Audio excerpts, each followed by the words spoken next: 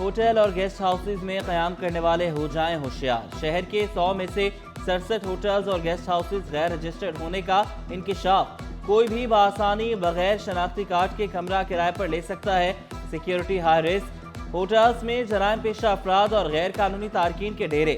ईरानी और अफगानी बाशिंदे गिरफ्तार। कई गेस्ट हाउसेज से मुनशियात और शराब भी बरामद। 70 गेस्ट हाउसेज और होटल्स के खिलाफ कार्रवाई की सिफारिश।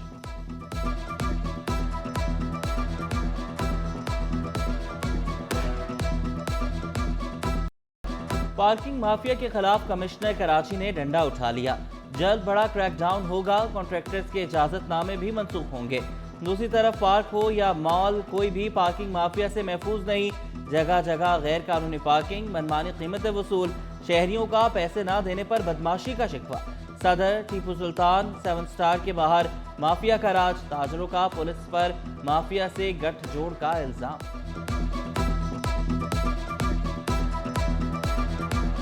लोगों के बैठने की जगह झोपड़े बनाए, सब कुछ बनाया, झूले बनाए। उसके बाद जब मरवत हटा तो लोगों ने इसके सारे झूले मूले सब हीरोइंचियों ने बेच दिए। उसके बाद लोगों ने यहाँ गाड़ियाँ खड़ी करी। यहाँ पे सेक्रेटरीट की गाड़ी जो है ना वो लिफ्ट करके ले जा ही नहीं सकती, लेकिन आप अटलरी मैदान थाने में जाए ना तो यहाँ की उठी हुई गाड़ी जो है वो सेक्रेटरीट थाने की चौकी से मिलती है। कमिश्नर कराची को चाहिए खुद आए, विजिट करें, यहाँ के देखें और कुछ ऐसे नुमाइंदे अपने खड़े करें, कुछ एहलकार ऐसे खड़े करें जो इस पर कंटिन्यू नजर। तगड़ी सिफारिश या हुक्काम वाला की नवाजिशात। एक सरकारी मुलाजिम 6 सेक्शन अफसरान की सीटों पर बराजमान। महकमा माहौलियात और मौसमी तब्दीली में 17 ग्रेड के 6 सेक्शन अफसरान की सीटें खाली। 6 सीटों की जिम्मेदारी फील्ड अफसर सेफ गार्ड स्पेशलिस्ट के सुपुर्द। अब्दुल लतीफ संजरानी को निगरान दौर में पाबंदी के बावजूद डेपुटेशन पर तैनात किया गया। सिंध की ब्यूरोक्रेसी में अफसरान का बहरान। ग्रेड 19 के 30 अफसरान के ओहदे खाली। अफसरान 4 नवंबर को ट्रेनिंग पर गए, बाद में तैनाती ना हो सकी। अफसरान 4 माह तक वापस नहीं आएंगे। Additional secretary land utilisation board of revenue का ओहदा खाली। Director settlement survey board of revenue Sindh का ओहदा खाली। डायरेक्टर महकमा इंसानी हुकूक की भी तैनाती ना हो सकी। Secretary Sindh public service commission, additional secretary public health engineering का ओहदा भी खाली। Director Sindh public procurement regulatory authority की तैनाती भी ना हो सकी।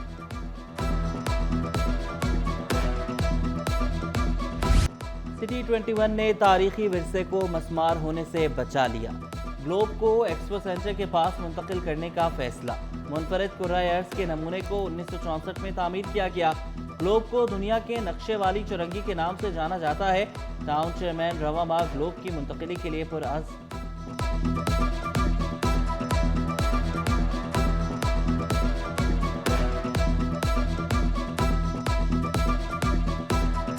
टाउन ने एक अच्छा फैसला किया है कि यहाँ से इसको दूसरी जगह शिफ्ट कर रहे हैं। तो ये इस तरह के इक़दाम नहीं होने चाहिए कि कोई पहले आप शनाख्त बनाएं, कोई अहम चीज़ बनाएं, उसके बाद उसको तोड़ फोड़ कर दी जाए या उसको सफ़ाई हस्ती से मिटा दिया जाए। तो बहरहाल मैं इस पर खारिज तशरीह पेश करता हूँ और इस तरह हमें अपनी कराची की शनाख्त को बरकरार रखना चाहिए। धोखे से ब्लैक लिस्टेड आईफोन फरोख्त क्यों किया? मोबाइल 6 माह बाद सारिफ खराब होने पर सारिफ का कंज्यूमर कोर्ट से रुजू। मौक़िफ़ अपनाया, पैसे असल के दिए, मोबाइल ब्लैक लिस्टेड थमा दिया गया। ज़हनी और माली मसाइल का सामना करना पड़ा। अदालत से 20 लाख रुपए हर्जाना दिलवाने की इस्तदा। अदालत ने आइंदा समात तक फैसला महफूज कर लिया। जो मैन्युफैक्चरर है इसने कंज्यूमर को एक ब्लैक लिस्टेड आईफोन भेज दिया जिसकी इत्तला इसको पहले से थी। उसके बाद इससे रुजू किया गया, इसको फ़ोन वापस किया गया तो इसने फ़ोन रख लिया रिसीव करके और उसके बाद फ़ोन भी नहीं दिया, पैसे भी वापस नहीं किया और फ़ोन ठीक करके भी नहीं दिया। सबसे बड़ी नुमाइश आइडियाज़ 2024 की तैयारियां। दुनिया भर के हथियार एक ही छत तले होंगे। पहली बार ईरान भी होगा नुमाइश का हिस्सा। 55 ममालिक, 330 गैर मुल्की नुमाइश के नुमाइंदगान और 33 गैर मुल्की वफूद शरीक होंगे। वज़ीर आज़म इफ्तिताही तकरीब में मेहमान खुसूसी होंगी business to business meetings, seminars और मीटिंग समेत सीव्यू पर खुसूसी एयर शो भी होगा। मीटिंग 19 से 22 नवंबर तक जारी रहेगी। ये G2G और B2B और B2G शो होता है, तो इसके साथ साथ बहुत सारे लोगों का ये भी होता है कि हम इस शो को जाके विजिट करें। हमने उनके लिए पूरा एक अरेंजमेंट किया है इस दफ़ा निशान पाकिस्तान के ऊपर, जहाँ पे हमारा एयर शो भी होगा। सिंध हाई कोर्ट बार का तरमीमी इलेक्शन शेड्यूल जारी। इंतखाबात 7 दिसंबर को होंगे। कागजात नामजदगी की जांच पड़ताल 20 नवंबर को होगी। 22 नवंबर तक उम्मीदवार दस्तबरदार हो सकेंगे। पोलिंग सुबह 9 से शाम 5 बजे तक जारी रहेगी। सदारती नशिस्त पर बैरिस्टर सरफराज नेतलो और हसीब जमाली में सख्त मुकाबला मुतवक्के। मसाइल से दो चार शहरियों को चंद पल राहत के मैसर। नाज़िमाबाद के मकीनों के लिए सैर व तफरी का बड़ा तोहफा। जमात इस्लामी ने नाज़िमाबाद टाउन में 3 पार्कों का इफ्तिताह कर दिया। मुनम जफर बोले, अब तक 120 पार्क्स का इफ्तिताह कर चुके। तामीर व तरक्की का सफर आगे बढ़ाते रहेंगे। कराची में ये इस तरह पार्कों को जो बहाली का सिलसिला जारी है, अल्हम्दुलिल्लाह हमारे नौ टाउन हैं और हमारे नौ टाउन में पूरी टीम वर्क के साथ हम काम कर रहे हैं। 120 पार्क हैं जिनका हम पिछले 1 साल में अल्हम्दुलिल्लाह हमने असर नौ बहाल किए हैं।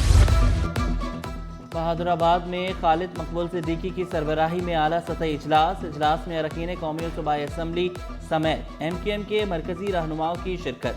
डॉक्टर खालिद मकबूल सिद्दीकी की अरकान असम्बली को अपने हलकों में अवामी मसाइल हल करने की हिदायत।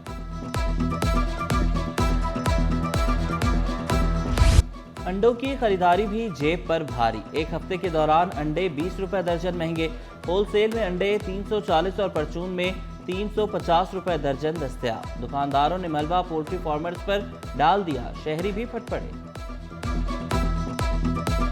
थोड़ा मौसम चेंज हो रहा है, इस वजह से अंडा महंगा हो रहा है। सर्दी की वजह से अंडा महंगा हो रहा है। पहले अंडा सस्ता था, अभी महंगा हो रहा है क्योंकि फार्म वाला अपनी मर्जी से रेट खो रहे हैं, उनके अपनी मनमानी के रेट होते हैं। अंडे की कीमत ज़्यादा से ज़्यादा 220 रुपये या 200 रुपये होनी चाहिए, लेकिन यहाँ पे ये 350 रुपये तक। ये मेरा ख्याल है सर्दियाँ होंगी तो ये 400 450 तक जाएंगे। दूसरा T20 ऑस्ट्रेलिया ने पाकिस्तान को सनसनीखेज मुकाबले में 13 रन से शिकस्त दे दी। कौमी टीम 148 रन हदफ के ताक़ुब में 134 रन पर आउट। उस्मान खान ने 52 रन की शानदार इनिंग्स खेली। 4 खिलाड़ी 0 पर आउट हुए। ऑस्ट्रेलिया के स्पिनर जॉनसन ने 26 रन देकर 5 विकेटें हासिल की। कांगारूज को 3 मैचेस की सीरीज में 2-0 की फैसला कुन बढ़तरी हासिल। माउंट एवरेस्ट के बाद अंटार्कटिका की बुलंद चोटी सर करने का जुनून। सिंध के वाहिद कोपहमा ने अंटार्कटिका की सबसे ऊंची चोटी सर करने की तैयारी कर ली। कोपहमा असद अली विंसन को सर करने के लिए रवाना। कहा, 2 साल पहाड़ की ऊंचाई पर जाने की तैयारी में लगे। अब तक सिर्फ 4 लोग इस चोटी को सर कर पाए हैं। आर्ट्स काउंसिल ने अवामी थिएटर फेस्टिवल का 9वां रोज लालची खुदगर्ज शख्स सेठ महबूब के गिर्द घूमती कहानी। फनकारों ने जरपरस्त ड्रामे पर हाज़रीन से खूब दाद समेटी। आर्ट्स काउंसिल में जापान फेस्ट का इनेकाद। जापानी सकाफत के मुख्तलिफ स्टॉल्स भी सज गए।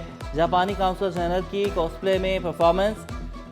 फेस्टिवल में मेयर कराची मुर्तज़ा वहाब की भी शिरकत। बोले, जापान ने बता दिया दुनिया से लड़ भी सकते हैं और सकाफत को भी फरोग दे सकते हैं। जापानी अपनी सकाफत पर सबसे ज़्यादा फोकस करते हैं, उनसे सीखने की ज़रूरत है। जितना फोकस या अपने कल्चर पे, अपने हेरिटेज पे, अपनी ज़बान पे करते हैं, मेरे ख्याल में बहुत कम अक़वाम है जो इस तरह का फ़ख्र अपने आप पर करते हैं। और मैं ये समझता हूँ हम पाकिस्तानियों को इनसे सीखना। मौलाई पार्क में अहले अदब की बड़ी महफिल सजी। शेर व शायरी के शौकीन अफराद की बड़ी तादाद मौजूद। मारूफ शायर अली ज़रियून तहजीब हाफी ने भी कलाम पेश किया। महफिल में मौजूद हर फर्द वाह वाह किए बगैर ना रह सका। गले तो लगना है, उससे कहो अभी लग जाए। यही न हो मेरा उसके बगैर जी लग जाए। मैं आ रहा हूं तेरे पास, ये न हो कि कहीं तेरा मजाक हो और मेरी जिंदगी लग जाए। हमारे हाथ ही जलते रहेंगे सिगरेट से, कभी तुम्हारे भी कपड़ों पे इस्त्री लग जाए। क्लास रूम हो या हश्र कैसे मुमकिन है, हमारे होते तेरी गैर हाजिरी लग जाए। क्या कहने। और यूथ गाथा फेस्टिवल का दूसरा रोज कव्वाली नाइट में माजिद अली साबरी की शानदार परफॉर्मेंस। सुनने वाले झूम उठे। मारूफ कव्वाल ने शायकीन से खूब दाद समेटी।